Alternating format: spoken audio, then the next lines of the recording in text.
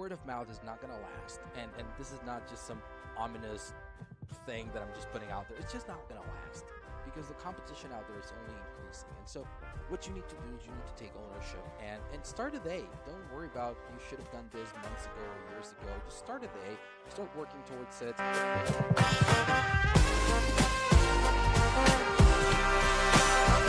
Welcome to the Process to Profit podcast, where we find out about the key processes and productivity techniques that drive successful service-based businesses. Whether you're just starting out or looking to scale, join us as we uncover practical strategies to streamline your operations and help you make more money by boosting your profitability. Let's get started. My guest today is Dr. Ernesto Gutierrez. Dr. Gutierrez is a multifaceted entrepreneur with a background in medicine. As the founder of Practice Growth Formula, he leads an agency providing fractional marketing teams for expert-led businesses. Dr. E, as he's known, leverages his diverse experience to wear multiple hats. He owns a podcast production company, serves as a business coach, and develops digital products. His focus is on helping experts monetize their knowledge beyond traditional employment. With a history of over 300 podcast appearances and having hosted 3 shows of his own, Dr. Gutierrez brings a wealth of marketing and media expertise to the table.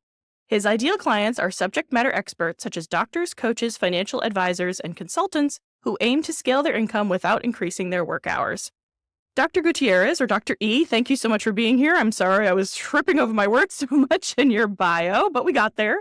Thank you so much for being here. Lauren, thank you so much for having me. I'm excited to dig into whatever we're going to be talking about today.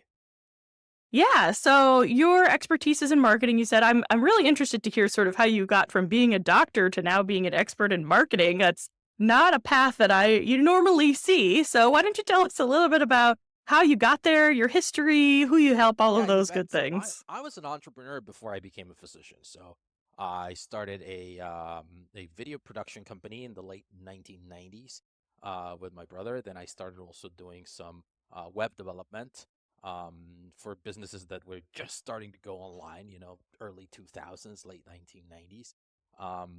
And then I got into med school because that's what I always wanted to do, at least in my mind. And I loved it, and I enjoyed every minute of it. It was tough, and I even practiced for close to 10 years. But the funny thing is, while I was practicing, I was running my own practice. So unlike most of the physicians today and most of the doctors my age, I was not just an employee, right? I wasn't an employed physician. I was also running a private practice. And so it allowed me to kind of like do both things. And ever since 2018, we left where I was licensed and we came over here to Spain, where my wife is from. And medical licenses aren't exactly portable. So I've been focusing on doing other things.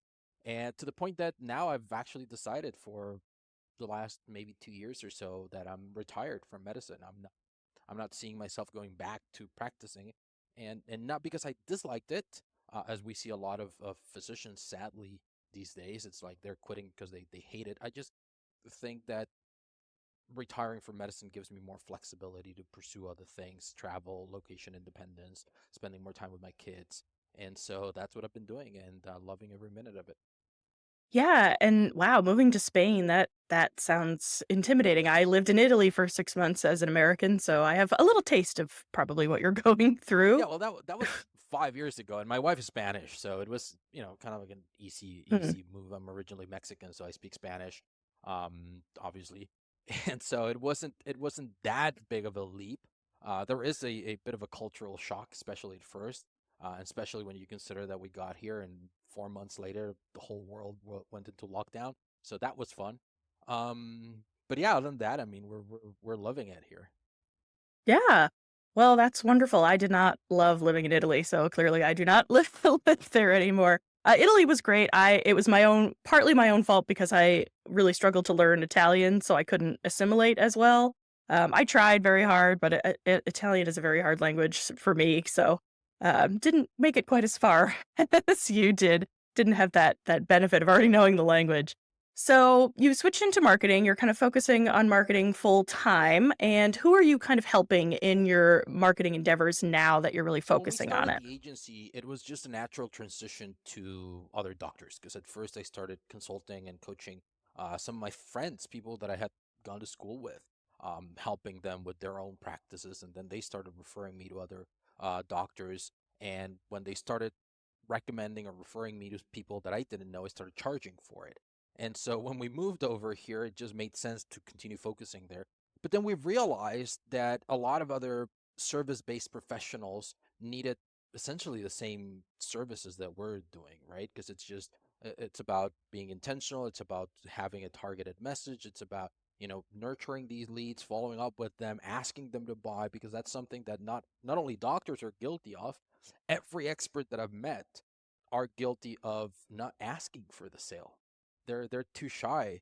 And so and I don't know if it's shy, I don't know if they just don't want to feel pushy. I don't know what it is, but that's a missing piece in all of it. And so we've been helping a lot of different experts that way, and we've actually pivoted the agency. We do fractional marketing teams. So we help them with everything. What we've seen is that most of these businesses, they're doing great, but the owner or the expert is wearing all the hats, and then they realize that they need somebody to do their marketing, but it's no longer the early 2000s where you could just get a VA to do everything for you. Now it's so specialized that they simply cannot afford to hire and manage 10 different professionals. So we do that. We hire and manage a whole host of different professionals, and then we deploy different specialists on each business at a fractional scale. So they only pay one bill. They pay essentially the salary of one person, and they have a whole marketing team. Wow, what a bargain. And I'm sure very helpful for people like me who, like you said, can't do it all, even though we are the owner and we feel like we have to do it all, and kind of taking on some of that burden for us. So, what would be your advice to um, service-based business owners if they're just sort of getting started in their business, or maybe they've been going a while, but they've been getting a lot of business from referrals in the past, and now they kind of have to start actually doing marketing? What would be your advice for how to get started? What's the first things that they should really be focusing on to get their name out there, get their expertise out there, get people to start knowing So who they referrals are are? great. Obviously, it's our preferred source of business, right? Because you don't need to put in a lot of effort. People already come pre-sold to you. The problem is when those referrals run dry, and it happens to every expert. Like at first, you're very happy because you're like, oh no, I got referrals, I'm fine. And so the first thing is start building your funnels or your kind of like your pipeline way before you need it. Don't wait until your referrals run dry for you to start worrying about building a pipeline, because you will need it. It's just a fact.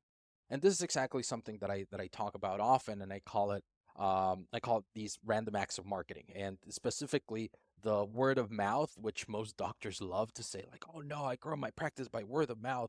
That's great, but that's hope marketing, because you're hoping that your patients are happy enough to talk to other people about you. Then you're hoping that these other people need you at some point, and then you're hoping that they will remember you when that time comes, and then you're hoping that they will actually schedule an appointment. So that's why I call it hope marketing. For us, it's very easy because it's hands off, right? It's like, oh no, I just need to be really, really good as a doctor, and then word of mouth. But with so many options out there for people to get their services, and I talk specifically about health, but this can apply to anything else. Even right now, it's getting even worse, because if you're a lawyer, if you're an accountant, if you're anything like that, you are not just competing with other lawyers, other accountants, other everything. You're competing with the guy who knows nothing on social media. You're even competing with ChatGPT right now, because people will just ask them that. I was going to say you're competing with AI. And so Exactly. hope marketing is getting less and less effective, and that's why I always say you need to be intentional about building that pipeline, about putting in warm leads, about putting your name out there. I used to teach medical school as well, before we moved over here. And one of the things that I always told students is, like, you need to start building your social media profiles before you're a doctor. You don't need nobody's permission. You don't need anybody to say, yeah, you can do this. You don't need anyone. And you can already help people, because although you're not a doctor, if you've been in medical school for 2 years, you already know more than 99% of the population in terms of health. And so you can already start doing those things and start kind of like building a name for yourself. And don't make stuff up either. So don't come out here and pretend. Right. But share your knowledge, share your journey, share what you're struggling with, share what you're going through, share all these different things, if that's kind of like your thing. And it can be text, you can write stuff if you don't want to be in camera, you can create videos, you can do podcasts, which is something that we've been focusing on a lot lately. And so that before you need it, because this is almost like planting a tree. When's the best time to plant a tree? 10 years ago. When's the second best time? Today. So if you Mm-hmm. haven't done this, if you're listening to this, you're a lawyer, you're an expert, you're an accountant, you're a coach, consultant, a physician, and you don't have these things in place, start doing it today. Don't say like, oh yeah, I should have done this when I was in school. Yeah, you should have, but that train's long gone. Now let's start today, and start being intentional about it. Start just putting stuff out there. There's something that Nicholas Cole, from prolific writer from the Ship 30 cohorts, he says of writing online. At first, he says that you need to make noise and listen for signal. So essentially, you need to put a bunch of stuff out there and see what works, and then analyze and then reiterate. Because what happens to a lot of us is we want to plan every little minute of it. We need to make sure I know my exact audience and my niche and my messaging is drilled, and I cannot put out a tweet because I don't have these things. No, those things reveal themselves the more reps you put out there. So don't be afraid of embarrassing yourself. We always think that our peers are looking at us, they're going to make fun of us. They're too worried about themselves to be, looking at the stuff that you're putting out. So that's my recommendation. Start putting yourself out there, start building your name, because you will eventually need to leverage some of these other mediums.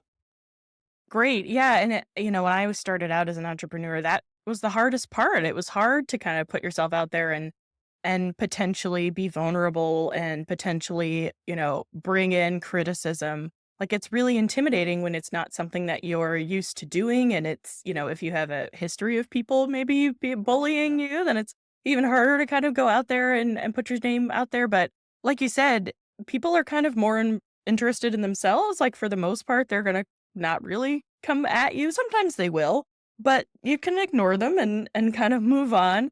And it's interesting, we're talking about sort of just kind of putting yourself out there and trying things. I've been really sort of trying out Threads lately. I don't know if that's one that you've been using, but Threads is very much that that feeling. It's very much about like put something out there, see what sticks, see what works. If it doesn't work, nobody saw it anyway, so try something else. I find that Threads has been a great tool for me to become more authentic with my marketing and become, show more of my personality and show more of what I'm good at and my expertise. How have you found different networks to be a good way to leverage? What should people be focusing on? Does it depend on their expertise? Or, is there a specific one that you think they should start with? What are your Start with the one thoughts you on that? like, the one you already consume. So, for example, I can't be bothered with threads. I'm not a big fan of how Facebook and Meta just steals somebody else's ideas and runs with them, and so I'm not supporting that. But that doesn't mean it's bad. That doesn't mean that there's not people there that are probably making tens of thousands of dollars or hundreds of thousands of dollars in new business, right? I love Twitter X. I love it. I'm there all the time. There's people making good money there. There's people who are making good money who've never set foot in X because they hate Elon Musk, and that's fine. There's people doing thousands on LinkedIn, on YouTube, on Instagram, on Quora, on Pinterest, on Medium, and so one of the most important things to be realistic about when you're starting out is you need to do something that you enjoy doing, right? And so if you hate being on camera, don't try to grow an Instagram profile. Seriously, don't try to create a YouTube channel because it's going to be a grind. Now, if you love writing, then try to post some threads or tweet or do LinkedIn posts or create a post on Medium. Things like that are going to give you much better results. There are no better or worse social media, you know, platforms. Because if you think that one is better than the other, then you're, you know, greatly underestimating the size of these platforms. It's funny when people say like, well, my post only got 500 views. I said, if you showed up tomorrow to work and there were 500 people in an auditorium waiting for you to speak, you'd freeze. And so we have sort of like desensitized ourselves to these kind of numbers. So really, there's more than enough people on whatever app you want, and especially because at first the goal is to put in the reps. You're literally like Cole says, you're just making noise and listening for signals, seeing what sticks, seeing what resonates, getting some feedback. If you post something on one angle and you see that, listen, 3 people engage back, that's great. And then you modify that and one person engaged back, okay, this one doesn't work, let's double down on this one. And now 6 people engage, and you might say like, well, it's only 6 people. It's 100% more than you had the first tweet, right? And so that's kind of like the thing. And it's just everybody starts with zero. So you just need to start rolling the ball, because you can say like, well, I'm so far behind, and then sit back and wait. Or you can say, yeah, this is where I'm starting from, and I'm just going to continue growing them. So the most important thing that I can say about this is figure out which one you like, which is the one that you already enjoy spending time on. I can assure you there are clients there, and just double down on that one. This is also so funny because everybody wants the clients. I want the clients who have a lot of money and who are not going to haggle me and who are going to be happy to pay my bills. So I'm going to go to LinkedIn. The same person is also on Instagram. The same person is also on Facebook. The same person is everywhere else. The difference is that on LinkedIn they pretend to hang out most of the time, but in reality they're just everywhere. So Yeah. So, okay, so I am a beginner entrepreneur, say, or our listeners are, and I have started using some social medias. What's sort of the next phase? What's the next thing that I should be putting my energy into? What's the next sort of focus that I should be, um, you know, putting my attention on so that I can start now getting clients, growing my business? It's not just sort of a side thing or a thing that I'm thinking about now. I'm like, all right, I got to do this to pay my bills. What should be the next thing that I should right. be So focusing so so on? we have types of content, right? We have audience building content, and we have client getting content. Your client getting content is not going to get as much engagement as your audience building content, and that's fine. But you need to do both. The problem that I see a lot of the time is that people start focusing either just on the client getting content because that's what they want, and their feed is just all salesy, buy my stuff, buy my stuff, buy my stuff, and nobody engages with that because who wants to, right? And then the second are all the people that are just about putting out value and sharing cool stuff and doing all these things. And that's the case. It was an extreme, but this influencer that had I think hundreds of thousands of followers on Instagram, and then decided that I'm going to sell T-shirts, and she sold like 6 T-shirts. That is because Mhm. you're positioning yourself. The way that you're showing up online is the way that you're positioning yourself. And so if you don't position yourself as an expert who can solve a specific kind of problem, and you don't make it clear that you do this for a living, people are going to expect you to continue doing this for free forever. And so that's why it's important to position yourself as an expert and throw in some offers from time to time. Hey, listen, if you're ready to work with me, here's how I do it. Or put in certain posts of the nature of, I just had a chat with a client today, and these were the things that she was struggling with, and this is what I helped her with. That can be great because it can be both audience building and also client getting, because you can say, hey, look what an expert I am. I had a client with this problem, and this is what we did for her. Somebody who has that problem might benefit from that one. And now the result is when they have a similar problem or a different problem, they might be thinking about you. Right? And so you need to be intentional about sprinkling in these kind of different contents to make sure that the people listening to you or reading you or paying attention to you know that you do this for a living, and that you are taking on new clients, and that you be happy to work with them. A lot of times we don't do that. We assume that, well, people know. No, they don't. They're consuming content. If you don't, if they read that post and they're like, oh yeah, that's really valuable, that's the end of it. But if you read that post and at the end says, hey, if you're having this problem, it might be worth a chat. Schedule a call here. Now they might go like, you know what? Yeah, let me schedule a call. Yeah, and I think a lot of us, like you were saying at the very beginning, struggle with that feeling salesy and feeling sort of, salesmen have a bad rap, salespeople have a bad rap here in the US at least. And people like to compare it to like used car salesmen. It just feels slimy sometimes. A lot of people have that mentality. And I've personally worked with my sales and marketing coach to sort of get over that, because I'm here offering a service and I'm here offering to help people. Like, I have things to help them with, and I'm not forcing them into buying anything. So how do you recommend people sort of get over that feeling of, oh, if I ask people to buy, I'm feeling slimy, or people should just know, like you said, people should just know that they can buy from me and they'll reach out to me if they want something from me and I don't have to ask for the sale. How do you recommend solopreneurs, entrepreneurs start getting over that sort of fear of selling? It is an important reframe that we need to put ourselves through. One of the things that I work a lot with other doctors, and we have this idea in the back of our minds that we're terrible at selling. Every doctor will tell you that, oh, I suck at selling. But then you sit back and you say, listen, I've seen you talk people into letting you cut them open. How can you tell me that you're really bad at selling? What you're bad at is asking for money. Selling is just, sharing your ideas and influencing somebody else to change the way that they're looking at a problem, the way that they're approaching it. And a lot of times it's like engaging you to help them solve that problem. Now, the important thing here is the transformation really for that client starts in the transaction. Because if there is no transaction, and it doesn't necessarily have to be monetary, it usually is, but it doesn't have to be monetary. But if there's no transaction, if there's no exchange, there's no real transformation. I can tell you that much. Because why do you think that people lose weight more likely or more often when they hire a trainer or when they hire a nutritionist than when they don't? Why do you think that is? It is because they made a commitment right then and there to have a transformation, to have that change.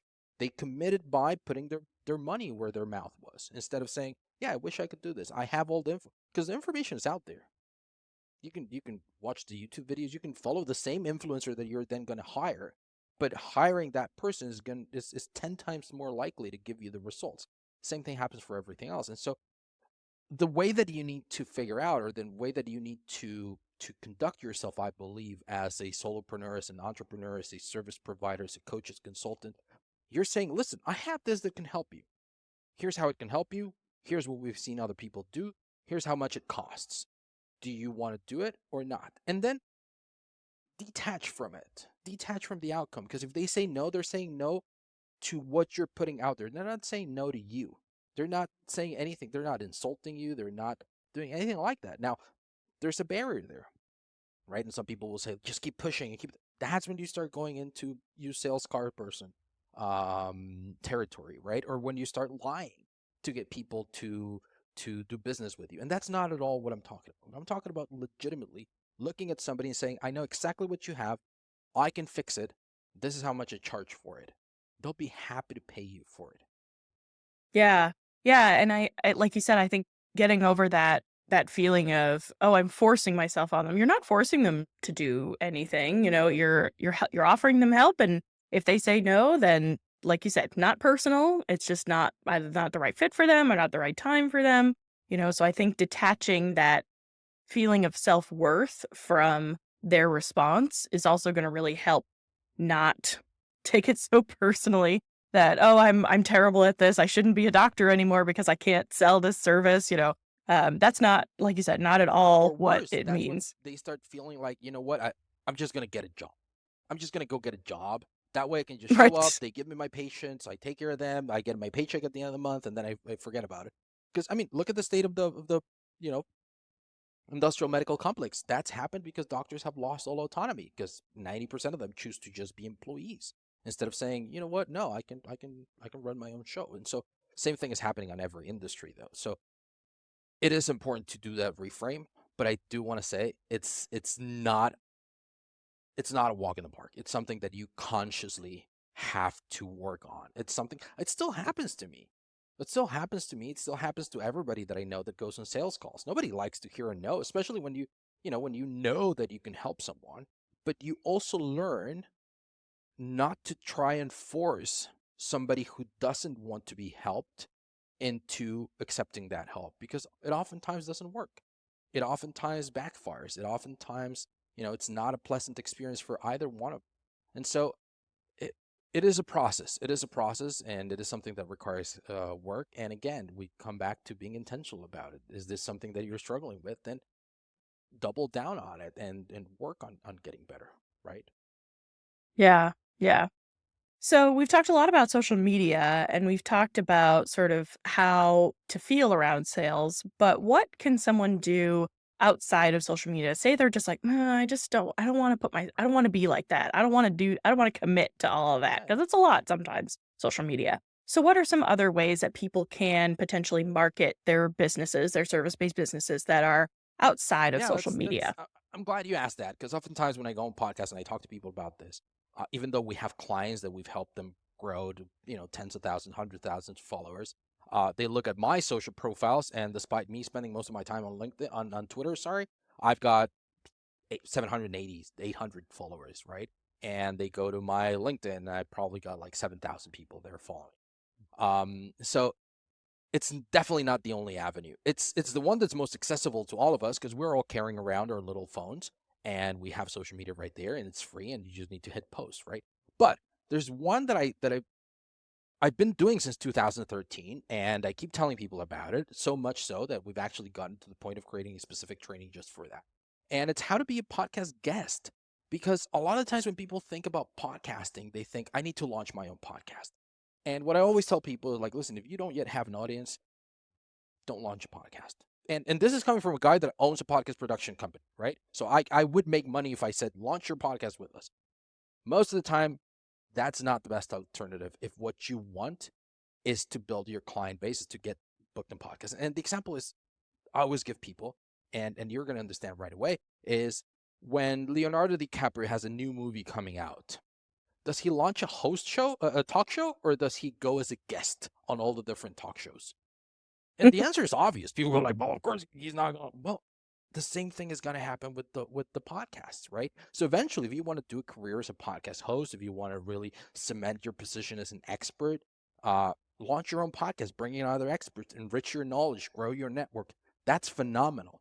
But if your goal is to grow your business as soon as possible because you have a promotion, because you have a service, because you're just starting out and you need that traction, go as a guest on different podcasts. And doing that well allows you to sort of like borrow the credibility of the person that is introducing you to their audience. They're saying, listen, I've already built this group of people that trust me in this niche. You get to talk to them, serve them. And if you do it well enough, some of them will go and purchase your services, or they will engage with you, or they will follow you on social media, or they will do these different things, right? And so this is an often neglected kind of approach, and it's accessible for everyone, right? You just need to look for different podcasts. You just need to do a little bit of outreach. Uh, and most of the time, I mean, every podcast that I know, every podcast host that I know, um, more often than not, are looking for good guests, not just looking for anybody, but they're often looking for good guests. Listen, I have a platform that I've been building, that I've been curating, that I've been caring for, and I'm looking for people who can come and share valuable information with my audience. And so it's a win-win-win really when you look at it. And that's why we've been focusing so much on this because I think it's often neglected. I think that because so many experts in different areas neglect this, what we're seeing across many different podcasts are non-experts talking about certain topics. And so what I tell my doctor clients is if it pisses you off when you hear somebody go on a podcast or a YouTube video or something like that and give bad advice, it's your fault. It's Get it your fault wrong. because you haven't been putting yourself out there to give out the right advice. So there's a void that needs to be filled. So unless you decide I'm going to go out there and fill that void, somebody else will. So don't get pissed off. So, what advice would you give to someone who wants to get started guesting on podcasts, but maybe doesn't know how, doesn't know how to find them? I get a lot of applications to be on this podcast, and some of them are painful. So, what advice would you give someone when they're trying to start applying for podcasts? To how should they put themselves out there? How should they present themselves to have the highest Well, likelihood first of of all, success? don't spam your email. Don't spam your intro. It's like spamming your resume when you're looking for a job. Be more strategic about it. Be more targeted about it. The reason that you hate a lot of these applicants is because you can see that they copy pasted whatever they said to you into the application form or into the cold email that you got. And don't even get me started with those agencies that because I see those pitches all the time, right? And so it's so funny because we handle so many different client podcasts that we get the exact same pitch from the exact same person into our 5 different inboxes. And so it's anyway. So first of all, is just stand out, right? If you're seeing that the email approach isn't working out, well, then go follow that person on social media. Comment on their stuff. Hey, listen, I really like this episode. It's so good. Nobody's gonna dislike you commenting on. For example, if you when this episode goes live and you share it on your Instagram or on Threads or wherever you share it, and somebody goes there and says, hey, I really liked this episode, you're not going to go like, hey, get off my page, right? You're going to go like, oh, thank you so much, right? And then that opens the door. It's like that opens a little bit of more of a conversation. Hey, listen, you know what? I'm also a social media expert. I would love to see you feature somebody to talk about this. If you don't have somebody, maybe I can throw my hat in the ring. Now that person stands out, and they didn't do anything extraordinary. They didn't have to go out there and hire one of these agencies for, you know, $5,000 a month to just cold pitch them to every podcast. They didn't have to do any of that. They just need to act like humans. A lot of the times we forget that the person on the other side of the screen is another human that has the same insecurities, that has the same stresses, that has the same, issues, that is also worried about, you know, getting to payroll at the end of the month, and doing these things, right? And so we just need to be treat kindly one another, and that goes a huge long way. And in the guide, so we put together a free guide, and we call it the podcast guesting roadmap. And we talk about the 5 most common mistakes that people make, right? And so there are 2 areas to podcast guesting. One of them is getting on podcasts. Frankly, that seems the most challenging, but that's the easiest. The problem is, once you get to the podcast, how do you actually make it worthwhile to you, to the guest, to your business, and to the listeners in a way that isn't spammy or salesy? And you've done interviews. You've probably had people come in here and think that this is just a platform for them to just make an ad, right? And talk about only about their product, or on the other extreme, never talk about what they do and just be very vague. And so we focus more on how to handle your interview. Of course, we also help with, we teach you how to get a podcast, but that's very simple. I just shared the formula with you. It's not rocket science. It's not it's not earth shattering, right? It's just act like a human being.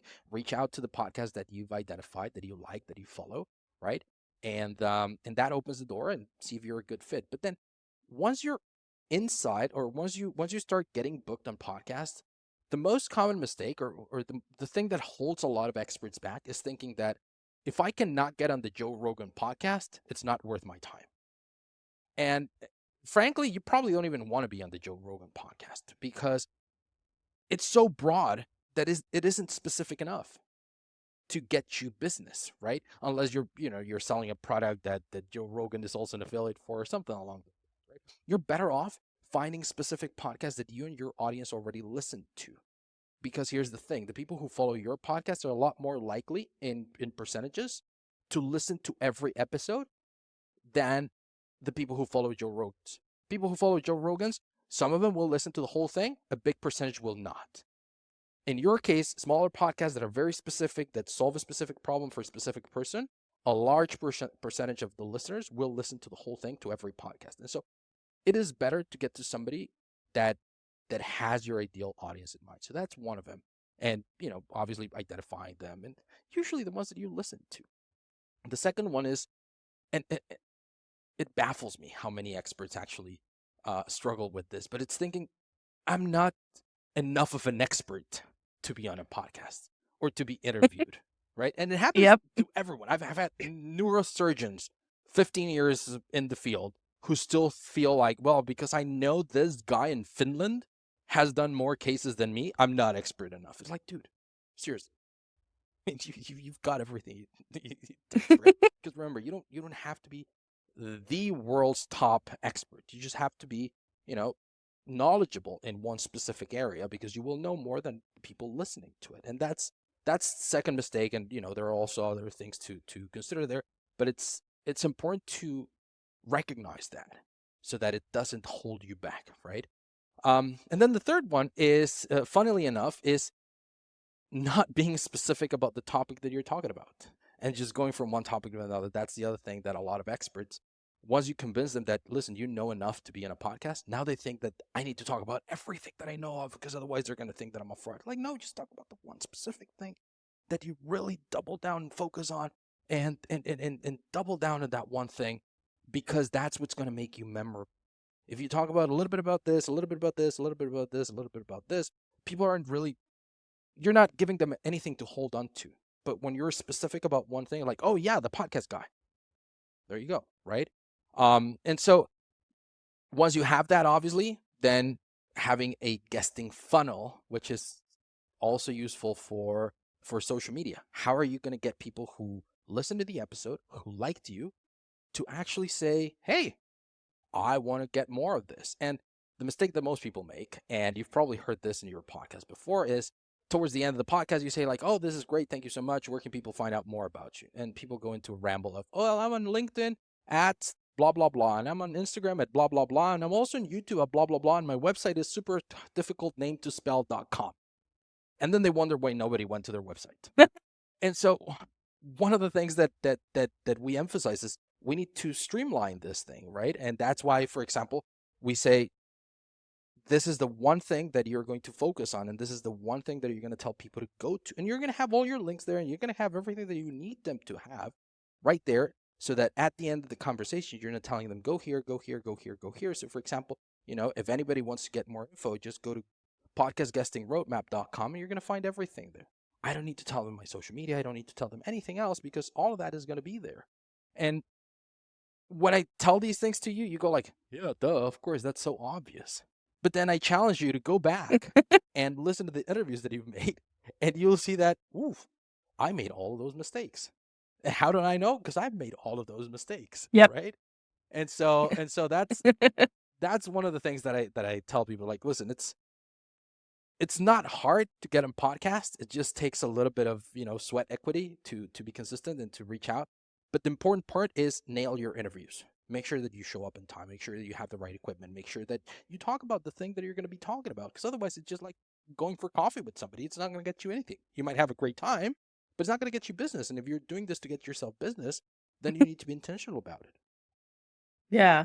And one thing I will add too, as a podcast host, when I get applications, I want you to tell me what value it has for my audience. Why should I talk to you? What benefit is it for my audience to actually hear from what you have to say? Because you may be an expert, but if you're an expert in something that my audience doesn't care about, like you said, back to making sure you're going on a podcast that actually is relevant to your audience and people who are actually interested in what you're saying.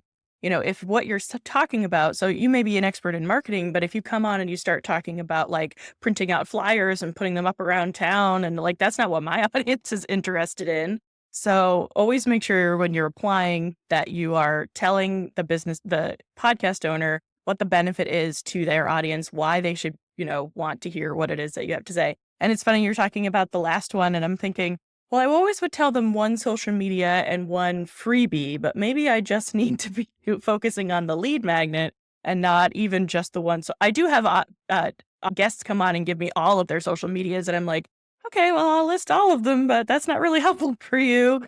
But I always try to encourage people to like have a gift for the audience, make sure that, they have a way to reach out to you, that have a reason to reach out to you. What's the thing that they're going to get for reaching out to you? And I find that is helpful for also tracking how Yeah, successful exactly. your Exactly. guest experience have been. Are you reaching the right audience? Are you talking to the right people? Or maybe these podcasts aren't the right fit for you and you need to find a different Yeah, niche or going back to something. the beginning So of our conversation. um so yeah, being able to measure that.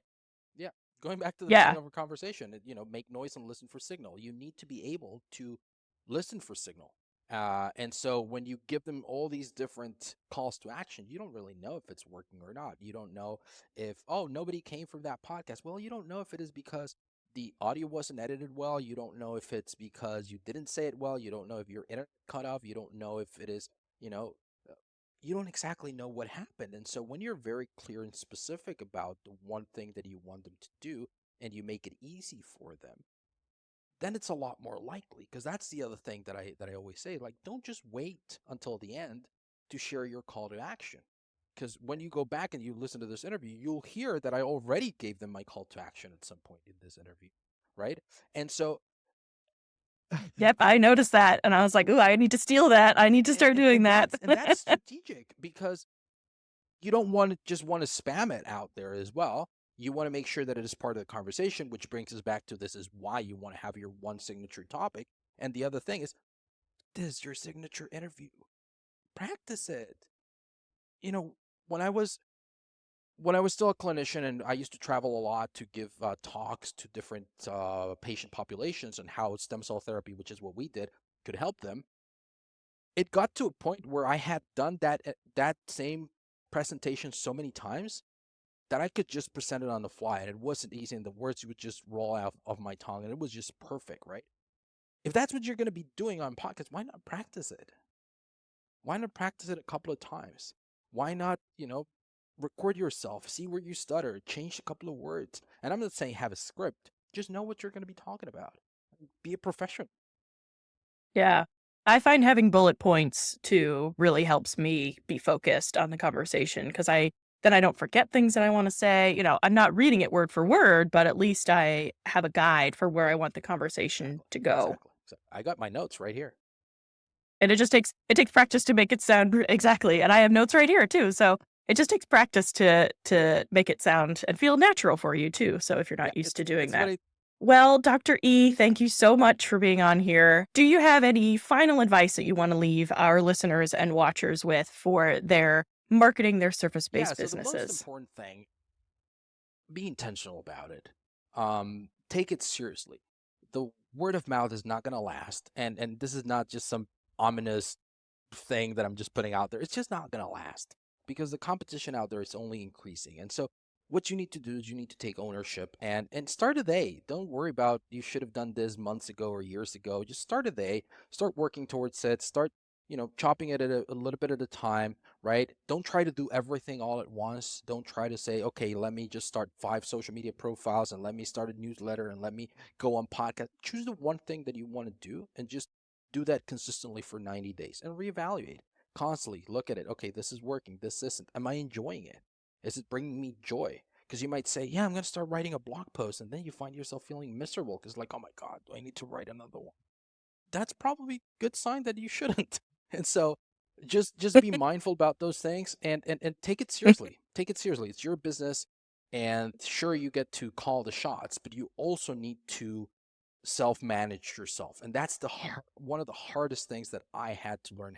How can I get myself to do the things that I know I need to do and not talk myself out of it, because I know all my weak spots. I know what I need to say to talk myself out of something, and so that's also hard. And just be intentional about it. That's really my one most important takeaway. All right, great. And then one more time, what was the website that people can go to get that guide that you created and Sure. So learn it's more about you? podcastguestingroadmap.com. All right, great. And I'll make sure I have that in the show notes and in the YouTube description. And Dr. E, thank you so much for being here. I really enjoyed talking to you. I learned a lot, and I know that our listeners and watchers did Yeah, you as bet. Thank you so well. much for having me, and I look forward to the episode airing, and I'll make sure to share it. All right, great. Thanks. And I'll talk to you all soon. Bye bye.